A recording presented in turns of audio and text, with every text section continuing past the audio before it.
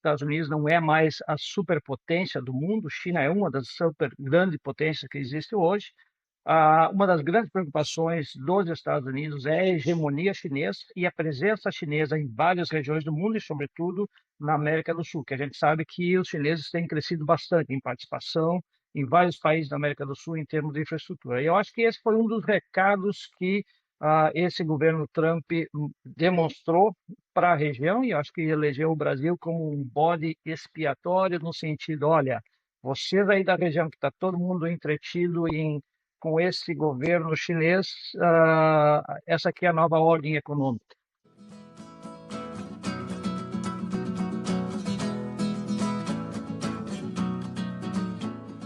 Bom dia, ouvintes dos Agronautas, 4 de agosto de 2025. Hoje, com a escalação completa, faremos um programa de várias pautas, mas a principal é mostrar um pouco da nossa opinião, do que a gente tem ouvido sobre essa polêmica envolvendo o Brasil e Estados Unidos, que envolve aí o tarifaço do Donald Trump, que entra em vigor daqui a 2 dias, se eu não me engano, dia 6 de agosto. Como nós temos um correspondente internacional diretamente da Pensilvânia, eu vou começar por ele. Vasco, como que tu tem observado aí nos States essa polêmica? Ah, Bom dia, Ricardo, bom dia a todos. Bom dia, Vasco. E eu não vejo a polêmica só aqui, vejo no Brasil também. E não sei se o nome tarifaço talvez seja o mais adequado, porque também talvez a gente possa chamar de tarifinha, chantagem econômica, sanção econômica, talvez vários termos aí se aplicam para essa atitude do governo americano, não somente com o Brasil, mas com vários outros países. Isso é algo que começou em abril desse ano, né, inicialmente em fevereiro, onde a Bolsa Americana teve um eletrocardiograma, como um dos nossos convidados já comentou no programa, na expectativa dessas anúncios de novas tarifas. E em abril isso começou a ser anunciado oficialmente pelo governo americano, altas e baixas tarifas em diversos países, com um pouco de lógica, um pouco de sem lógica, isso é bastante discutível. E naquele momento, em abril, o Brasil talvez foi um dos países menos impactados, né? O número anunciado naquele momento foi de 10% de tarifa, ao passo que a gente lembra, China, com retaliação e reciprocidade dos outros países, olha, é 50, não, o meu é 60, 100, acho que China chegou a ser discutida a 130, 140, e até hoje, com a China, Brasil e China, Estados Unidos e China não entraram num acordo e ainda estão prorrogando o prazo. Então, essa é uma outra coisa constante que começou com essas tarifas, é prorrogação de prazo. O professor acabou de falar que dia 6 de agosto são implementados, ainda falta muito tempo até 6 de agosto. Hoje é recém 4 de agosto, então, em 2 dias, adiante do que a gente já viu sobre esse tema, imprevisibilidade e a mudança é muito constante, até porque nós tínhamos a expectativa que isso fosse implementado em 1º de agosto e o próprio governo americano anunciou isso um pouco antes desse prazo e já com uma lista grande de exceções, assim como aconteceu para outros países também. Mas eu acho que sim, de fato o jogo mudou. A nova administração Trump, a maneira da ordem econômica, a disposição de mudar isso, acho que é bastante forte em termos de como está sendo conduzido, mas é uma absoluta surpresa, eu acho, o Brasil entrar nessa que hoje é a tarifa mais alta que tem desses países, desde que foi anunciado, acho que o Brasil com 50% para uma série de produtos, talvez seja a tarifa mais alta. Se eu pudesse fazer uma das críticas ao atual governo, talvez quando foi anunciado isso lá, o tal dia da libertação, assim os americanos chamaram, né, de começar a impor essas tarifas, ah, uma das críticas talvez que eu tenho ao governo brasileiro é que naquele momento, quando se anunciou 10% ao Brasil, e uma das coisas que se explicava naquele momento é que essas tarifas são para punir países que têm um déficit com os americanos, não é o caso do Brasil. O Brasil, os americanos têm um superávit com a nossa balança brasileira, e naquele momento foi anunciado 10%, e talvez o Brasil, em termos de negociação, mesmo com esses 10%, talvez não tenha se esforçado muito durante esse período, e, e as verdadeiras negociações talvez tenham iniciado no início, eu acho que quando foi de julho, eu acho, talvez, quando o governo americano, olha, não vai ser mais 10%, vai ser 50%. Aí sim que eu acho que começou um desespero, uma vontade de mais agressiva de renegociar e tentar canais de comunicação com a Casa Branca em função desse número de 50%, que Ei, Vasco, surpreendeu a todos, né? eu vou passar para a Ana, porque eu queria que a Ana desse um panorama em relação. Acho que muitos ouvintes não têm uma ideia de quanto que o Brasil exporta de carne para os Estados Unidos e que tipo de carne também. Então, Ana, dá um panorama para nós aí, caso essas tarifas se confirmem nessa faixa. Eu acho que o Vasco falou muito bem. Tudo está em negociação, tudo está em aberto. Mas como é que tu vê aí as consequências na cadeia da carne? Bom dia a todos, bom dia a todos. Excelente assunto, que bom que estamos todos reunidos também, né? Toda a turma, isso é muito bom, isso é muito rico para essa troca. Bom, Estados Unidos pensando no mercado especificamente da carne bovina, né? Estados Unidos realmente ele é um parceiro, vamos dizer assim, um cliente importante, um destino importante, tá? A gente sabe que o nosso maior importador é a China, mas os Estados Unidos vem atrás da China ali. E realmente o produto que ele leva, ele é um produto que é uma matéria-prima que a gente diz, né? Ou seja, é o que ele lá vai utilizar para fazer o industrializado, principalmente o hambúrguer, destinado à produção de hambúrguer. Então, por exemplo, ele leva grandes volumes, porém de produto de baixo valor agregado. Ah, então a gente pode falar do dianteiro, o roubado, que a gente chama, que é o dianteiro, uma porção lá do dianteiro, os recortes, tá? Então, são produtos de menor valor, porém, para nós é muito importante, para a indústria e para o país é muito importante no momento que tu consegue pegar volume. E ele vinha tomando espaços nos últimos anos, tomando volume, porque os Estados Unidos não era tradicionalmente um parceiro, um cliente, como a China também não, né? Óbvio, a partir de 2019 começou ali a China, os Estados Unidos foi depois até com a habilitação de unidades e com a demanda cada vez mais crescente.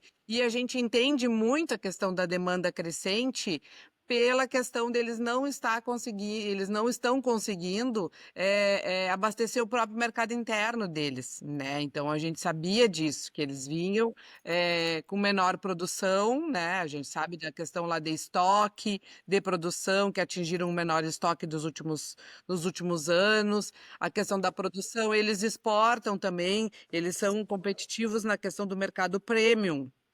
Tá? Então, os Estados Unidos tem a sua carne colocada em países onde se tem ali um consumo importante de carne premium e a questão do produto de alto valor agregado. Então, eles comercializam o produto lá, os produtos certificados, os produtos com marmoreio,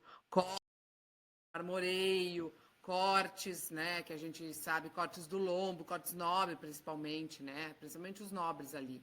Eles são grandes, eles são exportadores ali para esses mercados de consumo, né, do valor agregado. Com isso, o mercado interno deles se abriu para nós, né, para exportar o que estava fazendo falta. O que que era? Esse produto aí mais destinado ao hambúrguer, tá? Então, principalmente isso é o que eles vinham demandando bastante. Então, quando se teve ali o anúncio, isso 2 semanas atrás, um pouquinho mais, 2 semanas e meia, realmente mexeu no mercado e com razão, já que ele vinha, os volumes eram bem importantes que estavam sendo destinados esse ano, já agora nesse primeiro período das exportações. O ano passado eles ficaram em segundo lugar. Então, sem dúvida isso ia acontecer. E também tem uma questão, né, Caju, o que essas porções representam no todo da carcaça também, né? Se tu vai falar no dianteiro, ele é bem importante dentro do todo da carcaça, ele tem um volume grande. E claro, isso vai mexer naquele jogo do xadrez, né? Agora as coisas.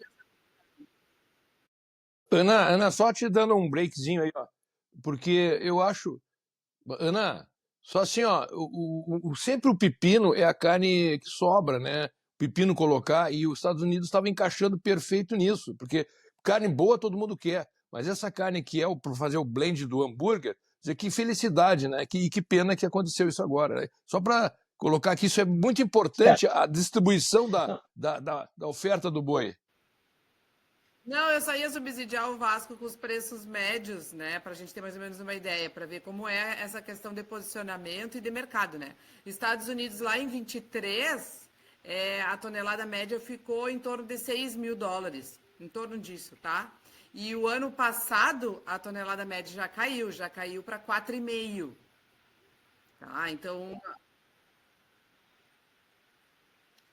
a nossa tonelada em dólar, ela anda em torno ali dos 6, 5, 6, é isso aí que anda na média. Claro que isso varia muito, né, Caju? Mercado, corte, padrão, né? Mas é isso aí, de 4 a 6, tá? Vamos dizer assim. Então, só que nós estávamos, nós estávamos lá para os Estados Unidos em 23, para Estados Unidos em 23, nós estávamos lá nos 6.000, próximo aos US$ 6.000 a tonelada. Em 24 caiu para o outro lado, caiu para os 4.000, 4.000, 4.500. Essa foi a média, mais ou menos, do valor médio da tonelada dos Estados Unidos. não, Pois é, não. sim. Hambúrguer é uma forma generalizada. O americano come, obviamente, muito hambúrguer, mas quando a gente fala carne, proteína, que precisa de carne magra, que é os Estados Unidos importa, os Estados Unidos, ao mesmo tempo que é o maior exportador de carne do mundo, sempre um ou dois, também é o maior importador e importa carne magra não só para hambúrguer, mas existe uma série de produtos vendidos para o consumidor americano, uma série de produtos que vai para a escola, uma série de produtos que vai para o hospital e que necessitam essa proteína magra para fazer o blend com a gordura que tem. Então, agora uma coisa, Ana, assim, eu talvez um dos setores que vai continuar sendo prejudicado se essas tarifas continuarem altas, sem dúvida, vai ser a carne. Porque a carne, eu acho que nesse momento, do que os Estados Unidos importa, que acho que é o número 2 do Brasil, é um produto, entre aspas, facilmente substituível, né? O governo Trump é louco, mas não rasga dinheiro, né? E vocês viram uma lista de exceções, não só para o Brasil, mas para vários outros países, onde tem produtos que eles são dependentes, são produtos difíceis de substituir. Esses produtos são isentos ou estão com uma tarifa mais baixa. Um exemplo talvez seja a Embraer, que aqui a aviação regional depende muito da tecnologia do Brasil, de aviões, de peças, e de produtos do agro, por exemplo, suco de laranja, que o Brasil tem características, tem toda uma logística já desenhada nos últimos 60 anos de vender para os Estados Unidos. Não, isso também está isento. Provavelmente o café que hoje não está na lista de exceções, provavelmente eu acredito que vai estar, pela qualidade que o café tem no Brasil, pela importância que tem, num primeiro momento, esse é um setor que não está. Mas carne, embora o Brasil é um mercado provedor de carne, e ainda eu acho que é uma das carnes mais baratas com relação a volume que pode aportar nos Estados Unidos, mas assim, a carne o Brasil ainda vai pegar no Canadá, os Estados Unidos ainda podem importar do Canadá, pode exportar bastante do México, como sempre tem feito, essa carne mais magra, essa proteína que precisa para a indústria. Então, talvez o setor de carne como exportador nos Estados Unidos talvez ainda vá penar, porque existem outros fornecedores no curto prazo, talvez, para substituir Mas a não a carne preço brasileira. brasileiro, né, Vasco? Não Mas quer? não com preço, mas não com preço Não com competitivo preço brasileiro. brasileiro. Não com preço brasileiro. O que, de certa forma, é uma das questões que se fala por aqui, né? O que fez o governo Biden, uma das razões que fez o governo Biden não se reeleger foi a questão da inflação.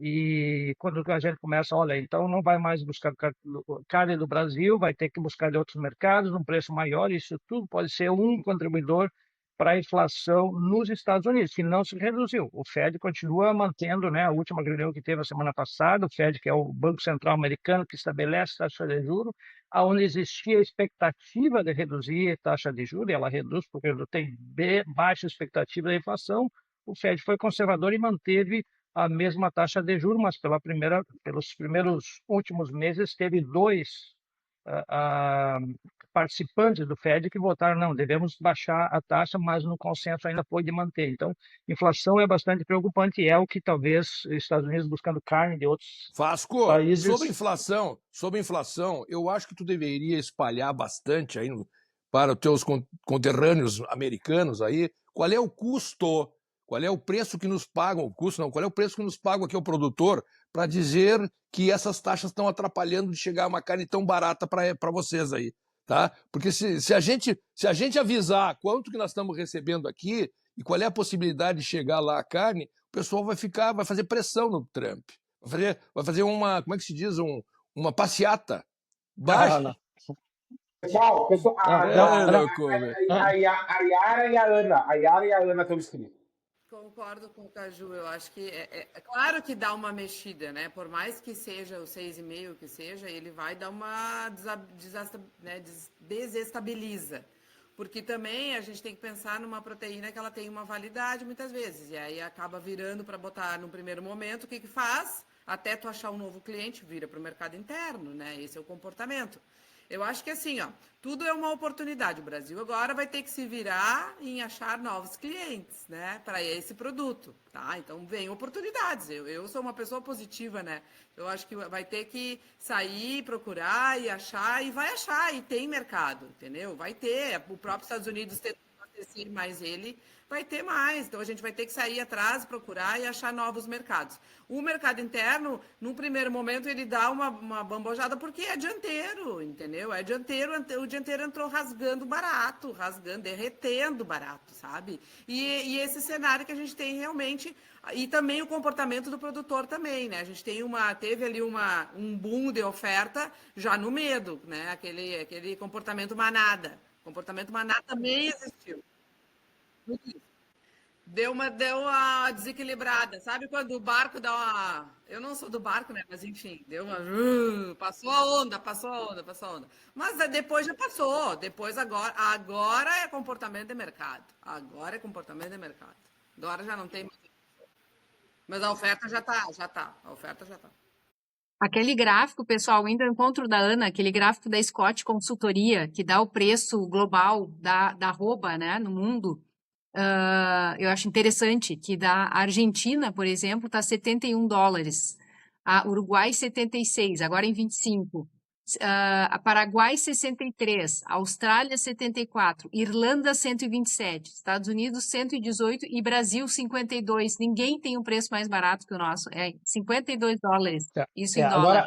Agora, esses preços, antes que o Veloso fale, esses preços eu não sei se está considerando já o novo patamar que esse preço vai ficar com tarifas. Por exemplo, a Austrália é uma carne mais cara. Não. 31 de julho, então, mas, por exemplo, a Austrália, que hoje talvez seja um preço muito mais caro que do Brasil, poderá ser um preço mais atrativo se com outro nível de tarifa, por exemplo. 50%. Sim, O mas problema é que a Austrália não tem como atender, né? Colocar a taxa americana É isso, Veloso? ainda. Bom dia, pessoal. Eu aprecio sempre olhar os números gerais antes, né? Pro detalhe. E o que eu dei uma olhadinha nos números gerais é que ano passado os Estados Unidos importou em torno de 10% da carne brasileira em valor e 8% em volume, ok? Segundo maior importador, mas a representatividade dele é de 10%. E aí, considerando que nós exportamos algo em torno de 25%, 28% da carne produzida no Brasil, os Estados Unidos representa algo em torno de 2,5% a 3% do nosso negócio. E eu noto que esse número às vezes é pouco falado, porque ele é um número pequeno. E aí tira a importância do negócio, tira barulho do negócio, tira a repercussão e tira até a força no momento aqui do nosso mercado físico da esculhambação que virou, né? Da dúvida de preços, da queda de preços, para algo que afeta 2,5%. Naturalmente, ninguém gosta de perder um cliente que consome qualquer coisa, mas vamos e venhamos que 2,5% não quebra ninguém. Não sei se a minha Veloso visão tem um está número maior, um muito... pouquinho com CIF, de 6,5%. Perdão? Eu tenho um número maior um pouco, que a exportação seria de 32%, não 28%, e que o número com CIF, né, das exportações para os Estados Unidos seria em média 6%, Bom, eu de 6 a peguei, 8%. para pegar um dado que, vamos dizer, Do pouco CPEA, não discutível, não, sei. eu peguei o relatório da BIEC, que é a nossa entidade que Eu peguei exporta. do CPEA, daí não sei. Bom, eu O que eles imagino que a BIEC consideram? saiba o quanto a gente exporta, né? E ela diz que nós exportamos 10% de valor para os Estados Unidos e 8% do volume. E aí, se a gente pegar o volume do que nós exportamos, vai dar esse 2,5%, 3%. De qualquer forma, creio que não seja 6%, tá, Yara? O percentual correto. 3% é um percentual de baixa importância. E aí eu gostaria de ouvir vocês se eu estou muito positivo ou se eu estou usando números errados. Vamos lá. Eu quero falar sobre mercado também, o que o mercado abalou. No Rio Grande do Sul, muito, no Mato Grosso, pouco. Por quê? Porque lá está em plena entre safra. Então, o que acontece? Pode ter tarifaço, pode ter o que quiser, pode ter rumores que se aproveitam desses rumores para ferrar com o produtor, muitas vezes. Mas o que acontece é que a lei da oferta e procura ela é maior. E o que acontece lá é que a arroba não baixou tanto. Então, vejam, o mais importante dentro do Brasil é o estoque em relação à demanda. E nós estamos com os estoques meio baixos agora, principalmente no Brasil inteiro, com a questão da entre-safra. Porém, no Rio Grande do Sul, você sabe, né? Que começou a sair os bichos de pastagem, e aí tem uma pressão muito grande, e aí tudo contribui para baixar o preço aqui. Ô, Caju. Mas as passagens. Vai. Não, é que a gente também. Ana, explica Caju, tem inscrição. Não. bambojada, explica bambojada para o nosso ouvinte, por favor. E como a indústria. Não, e como a indústria Léo. sabe usar esses sinais, né? Como sabe usar, como sabe pressionar. E Caju, me permite discordar um pouquinho, que a gente também não está numa safra, né? A gente está começando talvez a entrar com um pouco de gado pronto, mas ainda pelos relatos e por onde a gente anda, um ano complicado, não é aquela safra cheia de pastagem, né? E é interessante os movimentos, vamos ver o que vai acontecer essa semana, mas teve frigorífico que não conseguiu fechar a escala, né? Ou teve que ceder para conseguir gado para bater, né?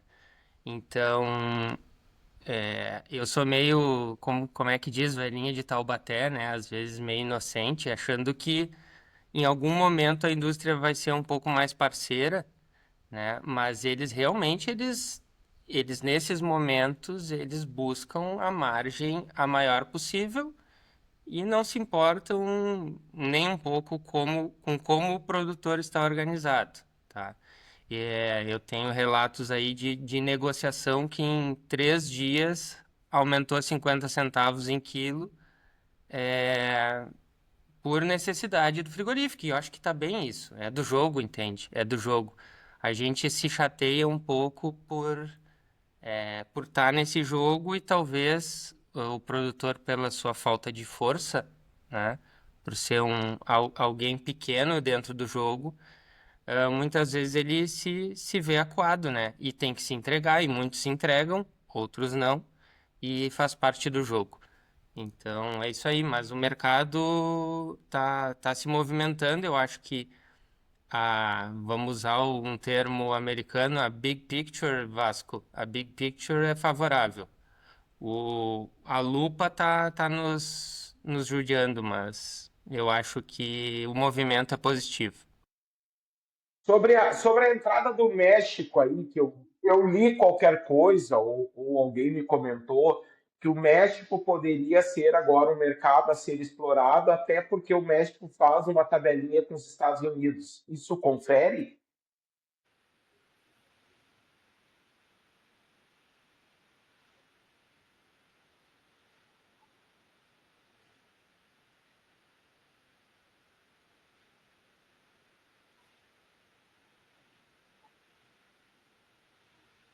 Confere. Confere. E tem a questão também das possibilidades que vêm se abrindo, né? Japão e todas, né? Essas possibilidades aí que vêm se construindo, que já estavam antes né, desse cenário americano, já vinham sendo costurados, né? E tudo que isso possa nos abrir ali de possibilidades também através do mercado japonês. É que tem todas essas questões, hoje em dia já está muito mais na politicagem, né? Mas é que tem aquelas questões ali, a própria União Europeia que faz o papel de chancela mundial, vamos dizer assim, né? Onde os mercados que são habilitados na União Europeia, todo mundo vai atrás, sabe aquela coisa assim? Os Estados Unidos também. É claro que a gente sabe que agora isso está muito mais vinculado, não à questão de habilitação, mas sim de cenário político, né? Isso hoje em dia está numa...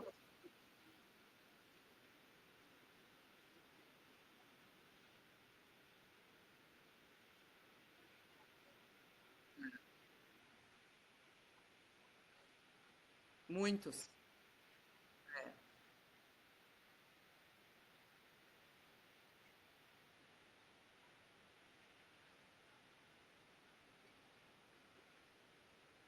É verdade.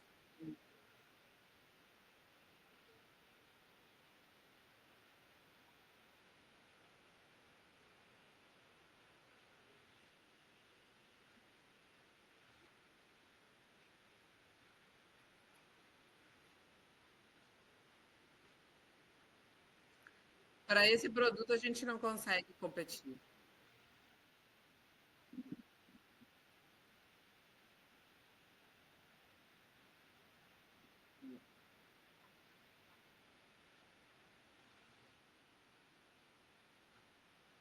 Americano.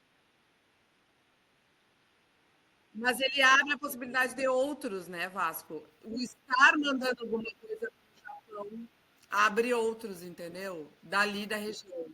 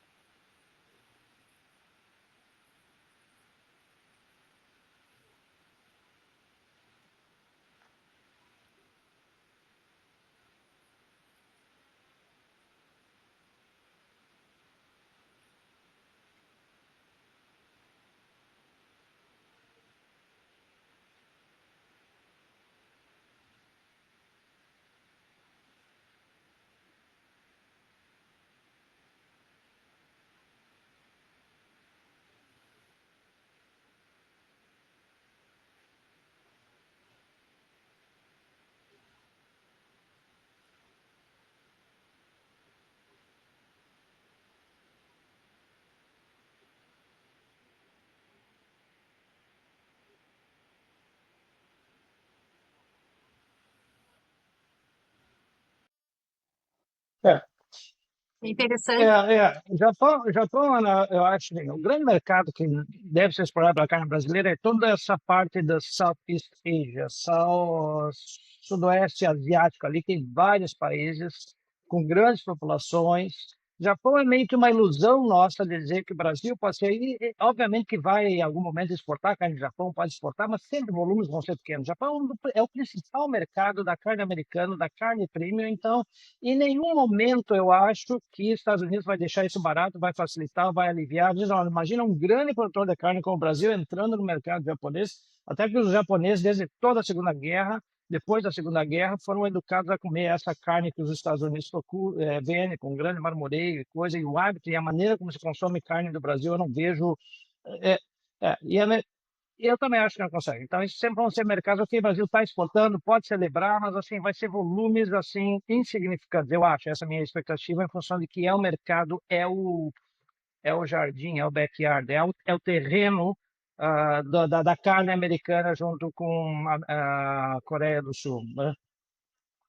Claro, que aí podem endossar outros mercados. Yara, Não, indo ao encontro do que o Vasco está falando e a Ana também, a demanda global por carne, né, a gente não pode esquecer, né, em função da entrada da China a países emergentes, desequilíbrios nos rebanhos, tipo a Austrália, a Argentina que teve, questão do câmbio. Lembrando que do ano passado para cá, outros dados também da Scott, pessoal, aumentou quase 30% essa tonelada. Vou dar um exemplo do Brasil, que era $39, passou para 52. Argentina, que era $50, né? A arroba passou para 76, a Uruguai. Então, assim, esse aumento de preço que a gente está falando em um ano de 30%, com certeza demonstra que a gente tem uma demanda global. Então, esse lado positivo que a Ana está falando, o Vasco também, que a tendência é seguir aquecido, eu acho que é uma boa notícia para os nossos ouvintes, que o mercado está favorecendo, né, a produção de carne. Veloso. Pessoal, acho que vocês estão arrodeando muito a volta para botar fogo na macega, como diziam, né? Bota fogo? Não, acho que a gente está rodeando muito o assunto. Estados Unidos fez bem em tarifar a carne brasileira? Pergunta 1. Estados Unidos fez bem em vincular a tarifação ao Brasil e a questão do processo do Político. ex-presidente Jair Bolsonaro? Pergunta 2. Estados Unidos fez bem, pergunta 3, em usar a tal da Lei Magnitsky? São 3 assuntos, um é desdobramento do outro. Estados Unidos sendo essa nossa referência de processo democrático, organizado, institucional, fez bem em dar essas cartadas, assim como quem joga truco em galpão? Não, Boa. não sei, Muito boa. vocês estão arrodeando, o cenário, as Não, possibilidades. Levanta a mão para votar. Vamos Nesses votar. encontros nossos. Veloso, essa pergunta Eu acho. seria minha próxima pergunta seria essa. Olha, pessoal, se nós tivéssemos desde fevereiro, desde quando foi? Abril, que se anunciou os 10%, nós não teríamos esse episódio. Por que nós estamos discutindo esse episódio? Porque estamos falando em 50%. Uma das razões por que de 10% foi para 50%, num país que todos os números indicam que o Brasil tem um déficit contra os Estados Unidos, né? O Brasil compra mais do que exporta, e isso é um benefício para os Estados Unidos. Então, países que estavam nessa condição não seriam punitivos, não teriam punição tão severas com tarifas. E por que a gente está discutindo isso? Eu acho uma série de coisas. Uma das grandes preocupações da economia americana, que ao longo dos anos perdeu a sua influência mundial, isso aí a gente tem que reconhecer. Estados Unidos não é mais a superpotência do mundo, China é uma das super grandes potências que existe hoje. Uma das grandes preocupações dos Estados Unidos é a hegemonia chinesa e a presença chinesa em várias regiões do mundo e, sobretudo, na América do Sul, que a gente sabe que os chineses têm crescido bastante em participação em vários países da América do Sul em termos de infraestrutura. E eu acho que esse foi um dos recados que esse governo Trump demonstrou para a região, e eu acho que elegeu o Brasil como um bode expiatório no sentido, olha, vocês aí da região que está todo mundo entretido com esse governo chinês, essa aqui é a nova ordem econômica. Esse talvez seja, para mim, é uma das razões por que o governo americano está fazendo isso. Eu não sei o quanto, de fato, o fato desse deputado federal que está nos Estados Unidos articulando essas coisas contra o Brasil, eu não sei o quanto isso é efetivo, eu acho que pode ter contribuído negativamente. Se contribuiu, ou sim ou não, isso vai estar colado na direita brasileira, né? Essa coisa antipatriota, como se classifica aí no Brasil, vai estar colado, mas não sei o quanto foi efetivo essa articulação aqui, mas com certeza não ajudou nada a nossa negociação com os Estados Unidos. Então, primeiro, para mim, eu penso que é um recado dos Estados Unidos para a América do Sul. Quem é o maior país nessa parte do planeta é o Brasil.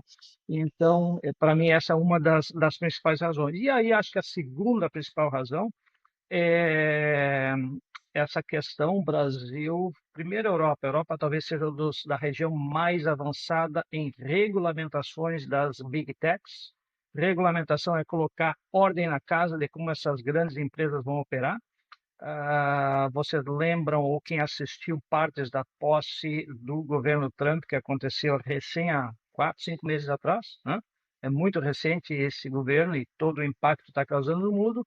E lá na posse do governo Trump estavam todos os donos, proprietários, CEOs das Big Techs americanas, né? E esse governo americano, governo republicano, é sempre dessa questão de liberdade sem muito freio. Então, isso daí incomodou. O Brasil tentou, em algum momento, fechou redes, censurou algumas redes, aí e isso deve ter incomodado, de fato, sim, essas big techs. E na carta que o Trump enviou ao Brasil, explicando essas tarifas, evoca inicialmente o nome do ex-presidente, e o Trump acho que se espelha nisso, porque o Trump também se sentiu um perseguido aqui. Então, tem várias semelhanças entre o que aconteceu nos Estados Unidos e o que aconteceu no Brasil com relação ao governo Trump, que, aliás, já foi indiciado por crimes, foi julgado e foi condenado. O Trump tem condenações em julho do ano passado, a está fazendo um ano, tem 35 condenações do processo aqui.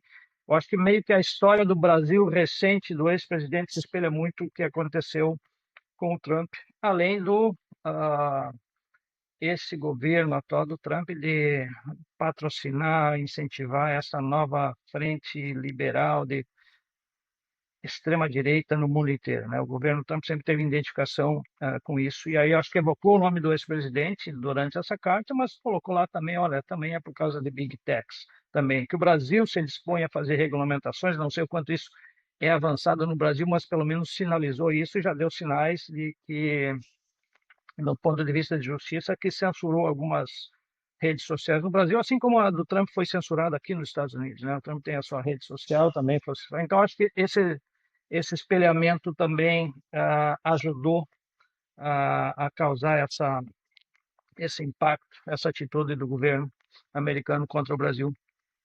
Enquanto isso, posso falar agora, professor? Não sei. Hoje eu estou afim Alguém de concorda entrar, ou alguém cara. discorda comigo do que eu Eu estou falando? Caju, concordo agora plenamente. eu que tô... Dá-lhe, Lívia, dá-lhe, Lívia. Não, eu tô coordenando. Pode falar, Ah, o pode professor falar. deu uma saidinha. Não, é o seguinte, enquanto isso, enquanto essa, digamos, relação misto de ideologia com comercial está entre nós e os Estados Unidos, e esse namoro do Brasil com o BRICS, enquanto isso, a Argentina surfa maravilhosamente numa onda perfeita, onde a pecuária dele está no top das galáxias. Tá voando. Eu estive agora há pouco por lá, e aí eu pude comprovar que todos amam o seu presidente, ao passo que aqui a gente tem algumas restrições, não é? Não sei, alguns têm, outros não têm, mas lá amam o presidente, encantam Milei, tá? Porque eu nunca vi tão próspero o que está acontecendo hoje no campo. E é um alinhamento com essa cartilha americana liberal. Só para botar fogo. Boa, Caju. Presidente com problemas na justiça, a gente tá A gente bastante, quase né? não A sabe gente disso, quase né? não tem, A né? gente tem É bastante. verdade. Uma vergonha, né? Um país com 2 presidentes. É uma mas perda assim, gigantesca, né? proporções... Independente de lado, direita e esquerda, tu ter 2 presidentes, né? É muito mas eu triste. acho E que a a questão, só proporções... uma tinta, não querendo aprofundar esse assunto, mas dessa questão das liberdades que o Vasco falou, a gente tá tendo um problema sério no Brasil, de algumas perseguições e todas de cunho político, né? E isso é bem preocupante, porque ano que vem tem eleição, a gente está numa era de Exato. inteligência artificial aí. O Vasco mesmo nos deu uma amostra lá no WhatsApp de falando lá com uma voz de William Bonner, Verdade. e, e a gente vai ter muita manipulação aí, né? Isso é bem preocupante. Todo mundo perde com, com essa polarização e eu complementando as perguntas do Veloso, eu faria uma quarta pergunta. O governo brasileiro está negociando?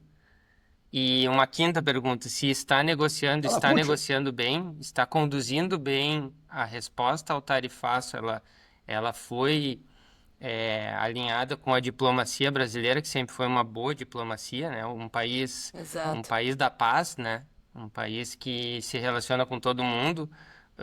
Por que resolveu, né, bater de frente com um país amigo e parceiro?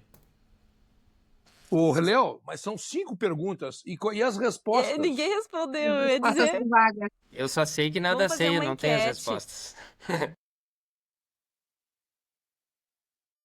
Mas a gente não fala discordo. A gente fala assim, por outro lado. Não.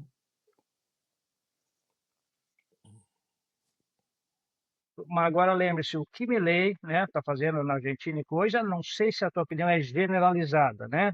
Lembre-se que tu estivesse num evento onde são pessoas do campo. Eu não sei se essa satisfação, esse amor pelo Milei faz parte da população da Argentina. Não, Muito em breve. do Essa é uma produtor, coisa, do mas eu não produtor, estou não é da acompanhando de população. perto a Argentina agora, e daqui exatamente uma semana eu vou estar lá, e aí eu posso voltar a discutir contigo com relação a esse tema. O que é a Argentina hoje com relação ao atual governo, a esse setor e com o país como um todo? Mas Eu com andei de relação táxi ao que lá, Vasco. Eu andei de táxi, eu não fui só eu andei de táxi, eu fui no hotel, fui no restaurante. Tá? Então, assim, ó, a população, para te responder, não está 100%, mas o campo 100%, entendeu? Eu estou falando do campo, Não, dos o que me surpreende um produtores. pouco é assim, que era um país que tinha mais de 50% da sua população na linha da miséria cerca de 1 ou 2 anos atrás, e eu não sei o quanto isso evoluiu rapidamente para dizer assim, olha, as pessoas na Argentina amam o atual presidente. Essa que é a minha questão. Não Que é um amo, Vasco. país... O agro é que Não tá vai ter errado do que o Carlos maioria. trouxe, que pro O agro se tornou agro. um bom E vou dizer uma momento. coisa, e só para discordar do discordante, eu vou dizer uma coisa. Não sei por que lá é o destino de 30 mil venezuelanos. 2 taxeiros são da Venezuela, me pegaram lá. Imagina só. Então, tem lugar para uma pessoa venezuelano mais tem no miserável dentro da Argentina. Isso aí. a gente da Venezuela tem toda a América do Sul nesse momento. Mas, e eu acho que também recentemente o que eu vi, que a Argentina definitivamente ou reduziu algumas das tarifas que tinham para exportação para grãos, como chamava as retenções, e isso foi uma celebração do governo, mas só que era uma tarifa bastante alta que foi reduzida e tudo é uma comemoração. Mais ou menos o que a estratégia que o atual governo americano tem com relação às tarifas, aonde quem já fez cursos de negociação sabe que uma das táticas é, olha, tu vai negociar com alguém, tu lança o teu maior preço, né? O shooting for the stars, aiming for the stars, né? Tu tenta colocar o preço mais lá em cima, isso é uma coisa tão absurda que provoca um choque tão grande que a maneira que tu começa a negociar, não vai ser mais 50, vai ser 30, opa, de 50 para 30 é uma boa redução e tu já começa a aceitar melhor aquele número 30 que pelo menos não é 50. Essa é uma tática que o governo está utilizando, mas voltando ao que o Leonardo questionou com relação à atuação do governo atual do Brasil e as negociações, eu acho que teve sim iniciativas do governo brasileiro em negociar logo que as tarifas foram anunciadas lá no mês de abril, quando o número era 10%. Eu não sei o quanto foi efetivo e o quanto foi o esforço do governo brasileiro, mas a loucura que aconteceu, a verdadeira demanda de negociação, começou todo no mês de julho, quando esse governo disse, não é mais 10, é 50, foi uma coisa assim. Eu acho que eu não usaria essa palavra que o governo, acho que usasse o governo brasileiro peitou o governo americano. Eu acho que o atual presidente do Brasil falou coisas que não deveria falar, entendeu? Em alguns discursos, algumas colocações infelizes. Mas eu acho que a iniciativa de negociação nunca faltou. Teve canais normais de negociações, o que na verdade não é normal hoje, né? O próprio secretário do Tesouro americano, em conversa com o ministro da Economia no Brasil falou: olha, até esse ponto eu posso levar, daqui para frente é só lá na Casa Branca, no Salão Oval, é diretamente com ele para negociação. Não é dessa forma que normalmente esses países negociam, através de chancelaria. Então, tem sido difícil abrir esse caminho de negociação pós o anúncio das tarifas de 50%, embora o governo tenha mostrado algum esforço para fazer isso. Agora, o governo, na minha opinião, foi firme com relação, olha, nós, primeiro, não admitimos essa questão política que foi no início da carta, olha, não, tem que aliviar a situação jurídica do ex-presidente e precisa mais da Big Tech, e aí nós vamos renegociar essas tarifas. Isso aí eu acho que foi uma maneira errada do governo americano de tentar envolver essas outras questões políticas, e na carta isso está claramente, eu acho que é um consenso entre todos, onde o governo americano tentou entrar nessa questão política, né, em direção ao poder executivo, não ao poder judiciário. O poder judiciário é o que define o julgamento ou a situação jurídica do ex-presidente. Eu acho que teve essa mistura que não deveria ter acontecido. E veja o que aconteceu com alguns países que de início resolveram aceitar essas negociações. As negociações do Trump não tiveram bons resultados com relação às suas negociações. O governo Trump tripudiou alguns desses países menores, esses países africanos, que logo de imediato resolveram fazer uma negociação com as condições que foram impostas. Em Vasco, eu entendo assim que vários fatores contribuíram para se chegar nesta situação. O perfil do atual presidente norte-americano, todo mundo sabe, ele é um líder autoritário. Daqui a pouco já estava nos planos dos Estados Unidos tarifar o Brasil, e daqui a pouco usou essa artimanha aí da questão política como a justificativa para algo que ele já queria. Ele é protecionista da indústria americana. Ele está fazendo isso desde o início do atual governo.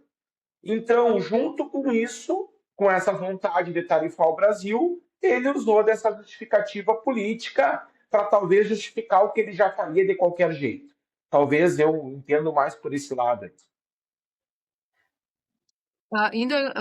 Voltando um pouquinho, vocês falaram da Argentina, né? Outra preocupação que tem com o tarifaço, que a gente, por ser ano, o Léo falou, ano que vem ano político, é que a carne baixasse aqui no Brasil, a picanha, né? Misturando com um pouquinho de política, tinha essa preocupação, acho que se tem ainda essa preocupação muito grande, né? Desse excedente que ia para os Estados Unidos, se caísse em todo, ou se cair daqui para frente, até abrir novos mercados como sendo uma coisa boa, né? Eu vejo isso, por exemplo, com o pessoal que trabalha comigo, os campeiros, me perguntando: dona Yara, esse tarifaço, como é que vai ficar? Que acompanham no jornal. É bom que agora nós vamos comer carne barata. Então, tem esse reflexo na população não tão informada. Aí vocês falaram da Argentina. Aí eu me lembrei nas retenções, vocês lembram, em 2008, eu acho que o rebanho argentino era 15 milhões de cabeças, por aí, e com as retenções, acho que foi 2012, passou para 12 milhões de cabeças, e o consumo de carne, claro, a Argentina é toda uma situação política também, mas o argentino que comia 63 quilos de carne per capita, hoje come 40, né? Então, o que aconteceu na Argentina é um bom exemplo a não ser seguido no Brasil, no primeiro momento pensar que a carne que cai, que não vai para exportação, cai no mercado interno, fica barato, e que com isso vai ter um aumento de consumo de carne. Então, isso é uma informação muito errada, e eu acho que a Argentina é um bom exemplo para a gente... Quebra a economia, baixar o custo. Diminuiu a produção, né? Yara, vou te ajudar, Yara. Me ajuda, vai lá, Caju. Seguinte, se baixar muito o preço da carne aqui, nós não vamos ter osso, vamos ter que baixar o estoque, nós vamos partir para outra. Nós vamos ser agricultores, nós vamos produzir grão, mas nós não vamos produzir mais carne. É isso que vai acontecer, isso que aconteceu na Argentina. É isso. Né? Baixou tanto o preço, os caras caíram fora, vão produzir soja, vão produzir os que foram para o outro lado. Mesmo que com todas as retenções, o grão ele é mais competitivo. Então, se nós perder competitividade na pecuária aqui, do jeito que está, vocês estão vendo aí, o preço hoje está no limite. Então, já estamos discutindo qual é a solução para o Rio Grande do Sul, nós estamos com pouca competitividade. Se baixar muito o preço, caiu. Vamos parar com esse negócio. Veloso e depois Lídia. Pessoal, isso que a Era trouxe nós já discutimos em outros episódios. Tudo que leva a desestímulo à produção é ruim. E momentaneamente pode ter uma questão de produto acessível para o consumidor, mas é passageiro, transitório, etc. Mas eu queria voltar um pouco, já que vocês saíram um pouco da seara política. Ontem, anteontem, que foram no Brasil, ocorreram várias manifestações aí de apoio ao tarifaço, de apoio à Lei Magnitsky, de vamos tirar o nosso Supremo, vamos derrubar o Judiciário, toda essa conversa aí. Só que, ao mesmo tempo, os políticos que estavam presentes nas avenidas, deputados e senadores, parte deles são os que aprovaram o senhor Moraes aí quando teve sabatina. A mesma parte deles é a que não deu continuidade. Se não me engano, hoje existem 40 ou mais pedidos de impeachment do Moraes, e isso nem entra na pauta do Senado. Então é uma coisa bonita, assim, porque eles fazem um jogo para a torcida, que é o que sai na mídia, mas no seu trabalho não fazem. Então é uma coisa assim, ó, quem colocou estes ministros hoje no nosso STF foram os nossos Supremos, porque eles os aprovaram. E aí essa gente hoje faz graça aí. E a gente ainda aplaude. Então eu não estou compreendendo bem. E aí a gente acha, não, tá, olha aí, ó, se não é os Estados Unidos vir dar uma sanção ao Moraes, não ocorre nada. Mas não ocorre nada porque nós, no sentido da nossa representação política, nada faz. Então é uma coisa maluca e a gente fica batendo palma para essa galera aí.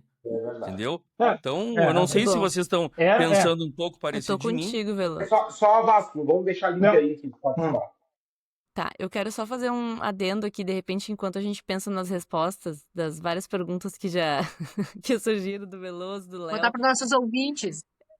Eu quero só, a gente vai aqui prestigiar e a gente vai, mais do que agradecer sempre aos nossos apoiadores, aos nossos patrocinadores, a gente vai aqui contar, eventualmente, o que na semana, o que naqueles últimos dias aí tivemos, eventualmente, com algum dos apoiadores. E, coincidentemente, até falei com o Caju ontem, eu participei de um evento, sexta-feira, e tive lá com o pessoal da Datamar, estive lá com o pessoal da Brasão e conversei bastante até com o Leandro, da Brasão do Pampa, e falamos sobre vários eventos e vários apoios que a Brasão tem aí, né? Nosso podcast, que é um aí pioneiro, né, Caju?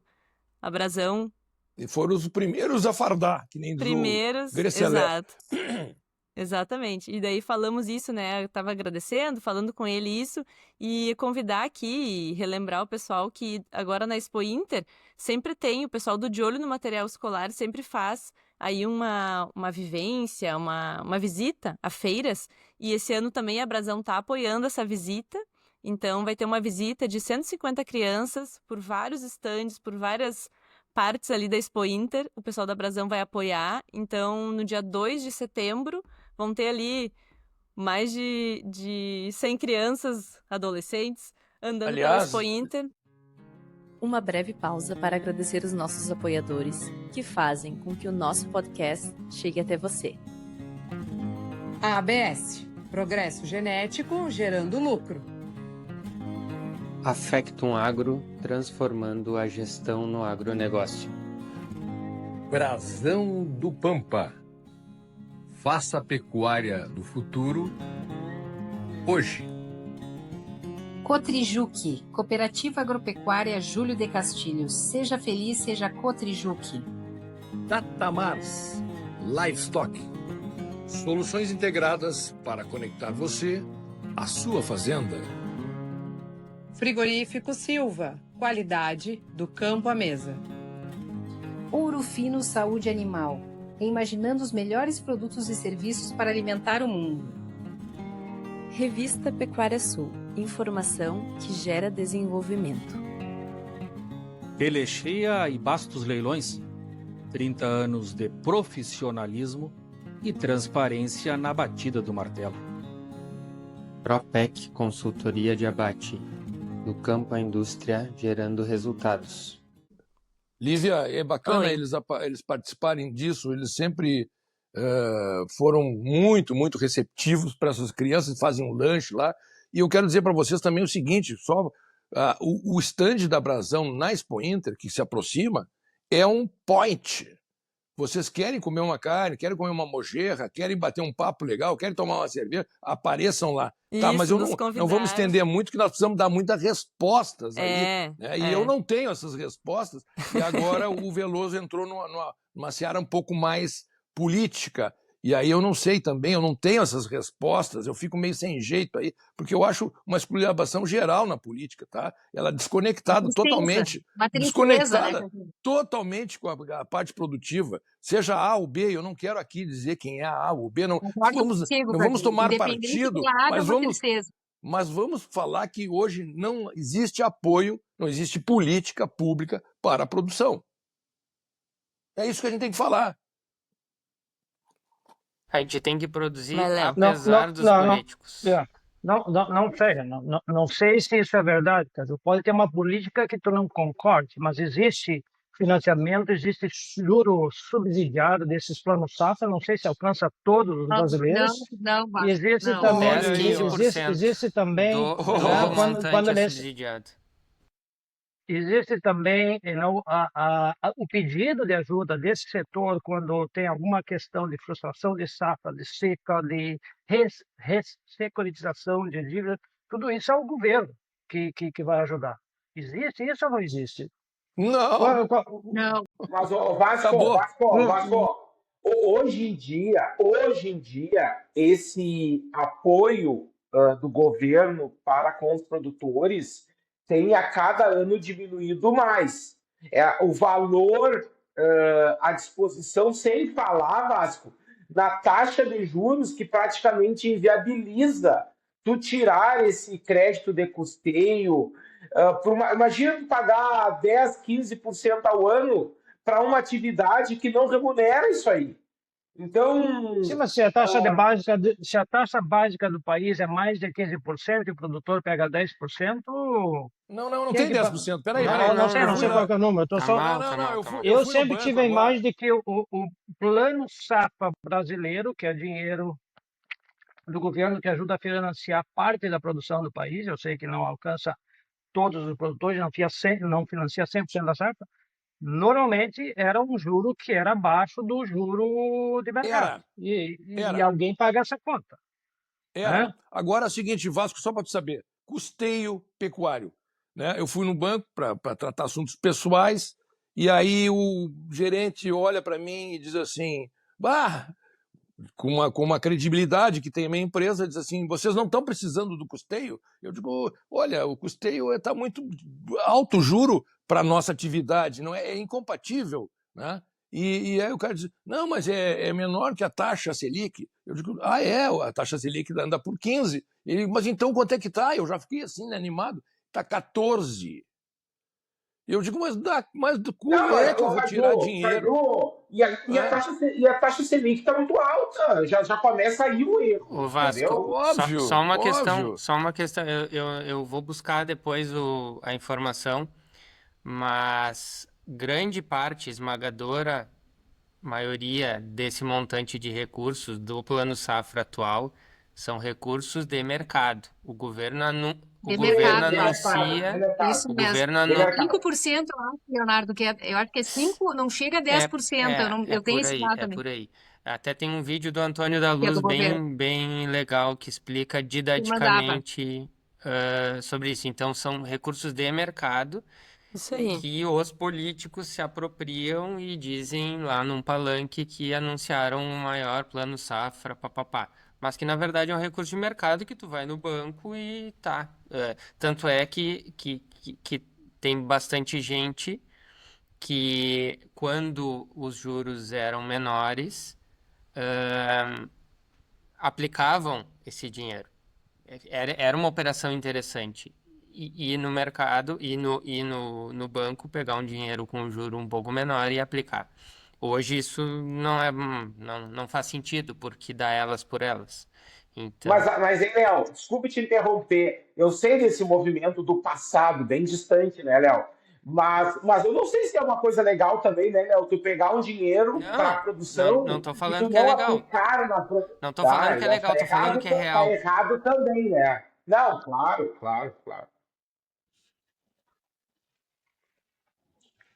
Mandei ali no grupo, viu o vídeo do Antônio da Luz, mandei no grupo, vou botar na legenda, porque é um vídeo, assim, é direto ao ponto, que nem o Léo disse, explica bem. E o Antônio da Luz tá falando, assim, claramente ali o que tá dentro do Plano Safra quando foi anunciado, foi nessa Pessoal, época. no passado, isso que o Vasco falou era talvez verdade, era um juros menor que os juros de mercado, bem menor. Mas hoje em dia, além dos juros estar mais alto, Vasco, a participação do governo no crédito é cada vez menor. E aí tu entra em juros de mercado, que aí estoura, Ademar. Bueno, eu sei que a Centrais de Disseminação vai receber alguns touros esse ano já com o nome de Magnits. Já estou a par disso, tá? Já estou sabedor de um Angus que vai ser coletado, que será Magnits. Vocês acham que está bem o Magnits? Que está mal o Magnits? Que ela foi bem usada? Que esse trancaço devia ter ocorrido mesmo? Eu trocaria, vocês não me disseram nada. Eu trocaria de nome e talvez esse touro, já vou te dizer, não vai nem produzir, sério, né? Talvez essa é uma dificuldade. Tá jogando praga no tourinho, tia? Não tem nem. Mas um efeito talvez inócuo, eu diria, com relação a essa lei. Eu sei que está muita gente aplaudindo, mas o efeito prático disso, quando se faz alguma coisa assim, é tu tentar reverter uma decisão, uma situação, e não é o que vai acontecer, né? Eu acho que a posição do Supremo já foi bem clara, e obviamente que isso aí vai complicar a vida, não só do juiz que foi alvo dessa lei, e provavelmente os outros colegiados também vão ser afetados, uma vez que o governo decidir que talvez avance e aplicar essa lei para esses outros magistrados, mas a razão por que se aplicou, eu acho que não vai mudar. Não. O atual presidente continua sem julgamento, vai ser condenado, não sei qual a data disso, então acho que o resultado final não vai mudar. O paradoxo que eu acho também é que, por exemplo, essa lei, todo mundo sabe, foi criada para punir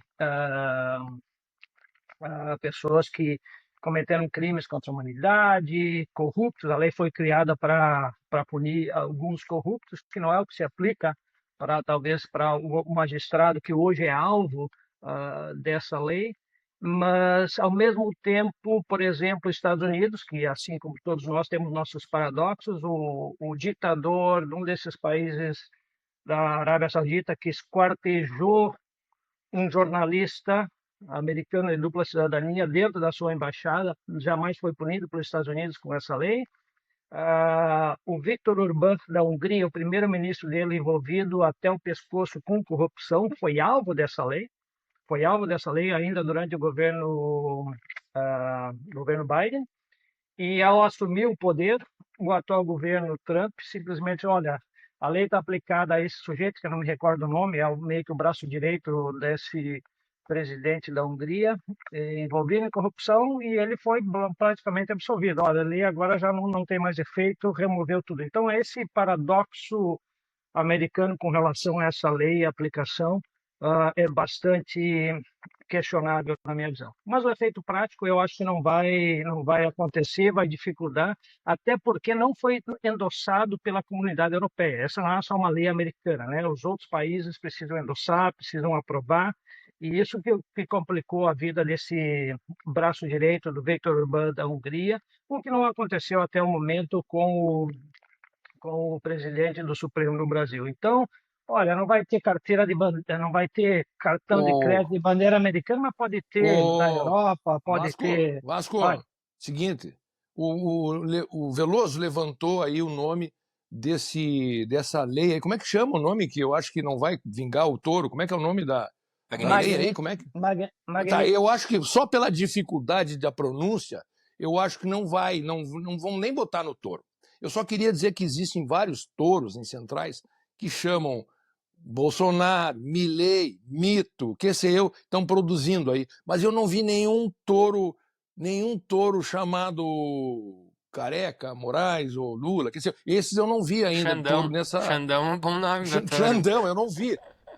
Talvez tenha alguma central aí, mas eu ainda não vi, certo? Mas então eu digo assim que eu acho que, respondendo a tua pergunta, eu acho que não vai pintar esse nome aí. Pessoal, vamos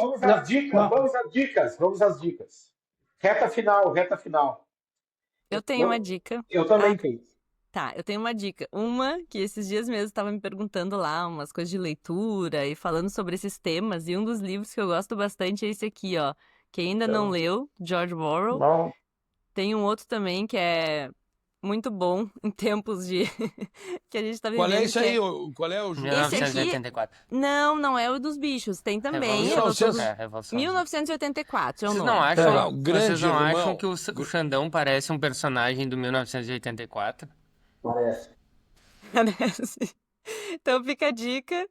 E uma outra dica é um evento, gente, que vai ter aqui em Porto Alegre, na UFSPA, na Faculdade ali de Ciências da Saúde. Até tava com meu moletom, me lembrei. Que vai ter um evento sobre gastronomia, feiras de produtores rurais também. Vão ter várias pessoas expondo ali, vários produtores expondo. E também vão ter mini cursos, workshops. Eu acho que vai ser muito legal. Quando, Lívia? É 15, 16 e 17 de agosto, nesse mês. E os workshops, por exemplo, vai ter de queijos aqui do Pampa, inclusive o pessoal aí de Uruguaiana, da Canto, vai estar aqui. Vai ter também de azeite de oliva, gaúcho. Vai ter sobre carne e leite de búfala, um workshop. Até estou inscrita já com o pessoal da Ascribu. Então, acho que vai ser, assim, algo... Juntar um pouquinho essa questão da produção e da gastronomia. Porque aqui o curso de gastronomia... Será que nós não tínhamos que fazer um episódio sobre essa agroindústria, desses produtos que nós estamos produzindo aí de uma maneira inovadora? Por exemplo, óleo de oliva, queijo, essas coisas que... Hein? Tínhamos que fazer. Legal. Caju, inclusive tem um grupo muito bom aí, que é o Produtores Gaúchos Unidos. Vocês devem ter visto, que começou na época da enchente aqui, e eles continuam muito fortes e vão estar nesse evento que eu tô comentando aqui da UFSPA. Então eu vou deixar ali na legenda, dá tempo de se inscrever, tem muitos workshops super acessíveis, é R$20 a inscrição de um workshop. Então tu pode ir lá, passar quase a manhã inteira aprendendo sobre... Tu vai estar lá, né, Lívia? Tu vai estar lá. Então Vou tu pode, se nós não participarmos, depois tu nos dá um relatório disso aí, né? E aí, sobre essa ideia, Ricardo, eu imagino assim, ó, nós saímos um pouco da pecuária e ir para alguns outros setores, atividades que fazem parte, né? Que fazem parte do desenvolvimento regional, né? Com Vamos certeza. colocar na nossa pauta aí para futuramente a gente discutir esses produtos gaúchos aí, muitos oriundos dessa agricultura familiar aí. Acho muito bom. Ótimo. Hein, bom. pessoal? Primeiro uma dica e depois um convite. Primeira dica, eu estava de férias, e na verdade estou de férias até o dia 10, por mais que eu esteja em Uruguaiana, e eu pedi uma sugestão para um compadre meu sobre uma série no Netflix. E ele me indicou uma série, assim, ó, muito boa. Não tem nada a ver com pecuária, com carne, com agricultura, mas é bom para desopilar. Se chama As 4 Estações.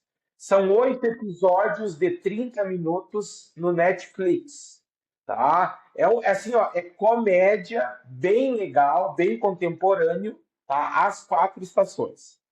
E outra coisa que eu queria comentar é sobre um veterinário que me procurou na Unipampa semana passada, o Rodrigo Antunes, da Produvet Assessoria. Ele é representante comercial até da Brasão, nós falávamos da Brasão há pouco, mas o Rodrigo também atua bastante na área mesmo de assessoria veterinária. E ele está organizando em Bagé, no mês de setembro, depois a gente traz mais detalhes, um evento chamado Beef Run. Tá? Ele é corredor de rua, tá? E ele veio lá me comentar que a gente tem que aproximar mais as questões de saúde com a carne bovina. Tá? E aí eu falei até para ele, Caju, da nossa experiência com carne pampigente, que a gente teve lá em 2020, e ele está numa vibe bem legal de tornar esse evento itinerante. Ou seja, ter uma corrida chamada Beef Run nas principais cidades do sul do Brasil. E isso tudo aliado à informação sobre os benefícios da carne bovina para o atleta. Então eu achei muito legal, parabenizo aí o Rodrigo, a esposa dele que estava junto lá me visitando, e contem com os agronautas aí para divulgar esse tipo de ação. E essa corrida aí, Muito Ricardo, bom. tem a categoria sênior para os Vai decanos ter. aí? Eu não sei bem detalhes, mas ele me falou que vai ter 3 quilômetros e 12 quilômetros. Eu acho Não que tem 3 uma volta na quadra? Eita, Ju, 3 eu acho que vamos. 3 tu faz. Tu passei jogando gol. Eu queria uma volta na quadra, Se tiver Com o chopp uma te edição esperando. em Tu Livramento, vai eu no vou Kids, propor, Caju. viu? Acho Vou que vai ter a propor que faça versão em Palomas, que do Kids. Cerro até ali em casa dá 5 quilômetros. Dali de casa até o Cerro de volta dá 10. E é campo de areia, né? O corredor é bem fofinho. Os Olha aí, corredores aí. Tá? Eu tá acho aí que a vai dar bem. sugestão. Pessoal, eu queria fazer um comentário final aí. Eu estive com o nosso colega Caju num evento de IATF aí no Recanto Maestro, semana passada. E, bom, a questão de empenhar mais vacas já foi, né? Quem tá prenha, quem não tá, não tá. Mas eu usei lá alguns dados que o professor Ricardo me cedeu aí do GTPA para grifar a questão das perdas reprodutivas que nós temos, né? São grandes na nossa pecuária. Então, como a gente está, acredito que agora, na maioria dos rebanhos, iniciando na época de parição, está em tempo de a gente cuidar melhor das possíveis perdas, né? Ou seja, do nascimento ao desmame e tentar reduzir esse percentual, que em alguns lugares pode ser 10, outros 12, outros 15, talvez em alguns 20%. Então a gente tem espaço para agora, nesse momento, dar uma atenção maior à aparição e minimizar essas perdas. Então, Veloso, eu diga, queria Ricardo. aproveitar a deixa que tu falou agora, e tu sabe que o produtor está mais antenado. Sim. E sabe como é que eu estou vendo isso? O professor Guilherme, meu colega aqui do CTPEC, dá curso de manejo da aparição. Faz 2 meses que não passa uma semana que não tenha um curso Muito ou bom. dentro de uma fazenda ou por uma associação de produtores. O Guilherme está na estrada aí dando esses cursos aí. Então, acho que é um bom sinal. Eu comentei isso lá nessa reunião, Ricardo, de que bom que estão ocorrendo esses treinamentos e que o produtor está buscando essa informação, né? E diante de todas essas questões aí de mercado e de política, o que nos resta é produzir mais. E uma forma de produzir mais é perder menos, né? Então, como agora os terneiros já estão nascendo, o que nos resta é perder menos. É ter mais terneiros ao desmame e mais pesados. Então, o momento agora, acho que é um momento bom de focar em redução de perdas. Que no quem tá aí Brasil na Central aparição. é redução de percas. Perdão? O pessoal, deixa eu Fala, citar Leonardo, aí Não, entendi esse no teu Brasil troço. Central é redução de percas. Eu tenho implicância com a perca. Eu gosto mais da Eu perda. também. Se é Eu para gosto de perder respeitar o 5%, que português. seja na perda e não na perca. Falando em Brasil Central, fui bater bola com um cara que eu acho muito legal, que é o Mauricião Tonhá, lá da Estâncias Bahia, né? Um cara da minha idade, assim, um cara bastante experiente. E aí eu fui começar a reclamar desse negócio de tarifaço e tal, só para emblemático no nosso programa hoje, das nossas queixas sobre as taxações. E aí ele disse, Caju, sempre a gente tem um problema. Se a estrada está esburacada e lamacenta, traça e toca a ficha. Ou seja, pega a tua caminhonete, bota na redução, bota e vai, cara. E não tem, que nem diz o Veloso. Nós temos que reduzir internamente, temos que melhorar internamente, reduzir as perdas, né? Isso aí é fundamental, porque nós estamos perdendo dentro da porteira. Nós estamos perdendo dentro da porteira. Isso eu acho que é um alerta, uma boa dica aí do Veloso. Gostei. E um comentário final que eu faço é que eu fiquei um pouco frustrado com esse nosso episódio de hoje, porque vocês vinham nos bastidores animados e valentes e corajosos. E aí, no que liga aqui a gravação, vocês fizeram o que meu avô dizia, ficaram rodeando para botar fogo na macega. E a macega não pegou fogo. Ela tá lá, tá sujando o campo, parece que não pode mais botar fogo, né, nas macegas. Isso é sinal de maturidade, Veloso. Isso é Será? sinal de maturidade. Será? Mas o campo segue sujo. Não foi nem roçado, nem botado fogo, nem nada. Segue virado em Gravatá e Caraguatá. E assim nós vamos iniciar um novo ciclo. Aí diziam os antigos, pro ano a gente resolve isso. Pro ano vocês talvez venham com o maçarico. Este não, né? Vai Vasco, vai Vasco. Correto, não, de certa forma eu concordo com o que Fernando Eu FF fiquei com Veloso medo de falou. ser censurado, então eu fico bem quietinho. Vai que minhas Concorda redes comigo em Não, relação às cortadas perdas ou em aí relação pelo ao incêndio? nosso não, imperador. isso é um incêndio. É um Ao incêndio. incêndio. Ah, mas o que eu queria deixar como dica, música, falar de música hoje, de alguns artistas. Eu falo de música porque normalmente aqui nos Estados Unidos, quando eu preparo um assado, faço uma carne, normalmente escutando música, e tem algumas coisas que às vezes eu escuto e me recordo do Brasil, e eu estou falando de música dos anos 80, anos 90, e uma das músicas e artistas que essa pessoal mais novo que nos escuta e talvez não conhece, é um sambista chamado Bezerra da Silva, e fez bastante sucesso nos anos 80, acho que faleceu no início dos anos 90. E para quem não conhece, que escute algumas canções de samba, mas que preste atenção na letra, do que ele retrata do nosso Brasil, da política. Ele é sambista do Rio de Janeiro, ele fala das nossas coisas do Brasil e tem bastante força em alguma das suas letras e que às vezes me deixa triste escutar alguma dessas letras e ver que o nosso país não teve grande evolução nesse período. Uma outra dica que eu deixo,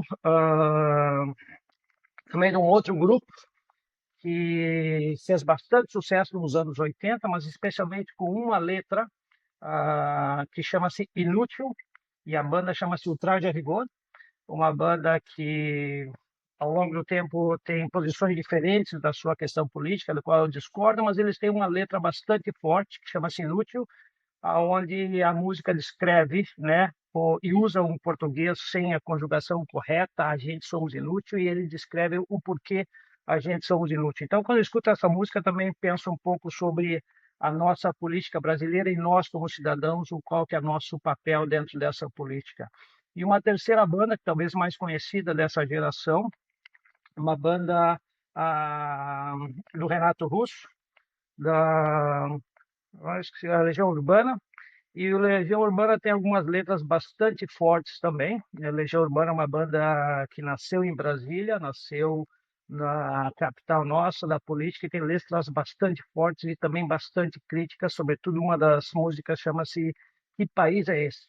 E quando tu percebe o que ele canta na música, o que ele espera, deixa eu terminar. O que ele canta na música, o que ele canta na letra e a correlação que tu pode fazer, lamentavelmente, para os dias de hoje é ainda muito muito forte, né? Isso me deixa um pouco triste. Vasco, me diz uma Sim. coisa, isso faz bem a tua digestão do teu churrasco?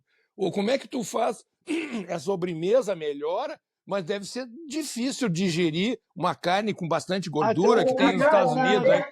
Meu Deus do céu! A carne é boa, a carne é bem assada, a bebida que acompanha sempre é de qualidade, então a questão da digestão não é tão... Eu vou te dar uma dica. É mais fácil. Escuta, mesclando essas músicas aí de protestos, né, e tal, e da nossa situação brasileira caótica, houve assim entre meio Ella Fitzgerald, sabe? Porque daí eu acho que faz uma boa química aí digestiva. Tá bom? Vasco, colegas. Eu escuto essas músicas com nostalgia, mas Me lembrei do seguinte, Vasco, hein? Ouve aí na América? Sim. Vou apertar, mas não vou acender agora. Não. Se segura, malandro. Pra fazer a cabeça tem hora. Valeu, pessoal. Uma boa, não é isso. Uma boa semana. Abraço. Aí. Valeu. O Vasco tá bem louco. Valeu. Chegamos ao fim de mais um episódio. E se você ficou com a gente até aqui, nosso muito obrigado. É por você que seguimos trazendo conversas que conectam o campo, a ciência e as pessoas. Gostou desse episódio? Compartilha com quem também vive o agro. Vamos juntos espalhar conhecimento e fortalecer essa rede. No nosso Instagram, @osagronautas, você acompanha os bastidores, novidades e tudo que está rolando por trás do microfone. Lembrando que nosso podcast está disponível no Spotify, no YouTube e também no Deezer, para você ouvir onde e quando quiser. Porque aqui, Vozes Unidas pela Pecuária não é só um slogan, é a essência do que a gente constrói em cada episódio. O agro continua e a gente te espera no próximo episódio.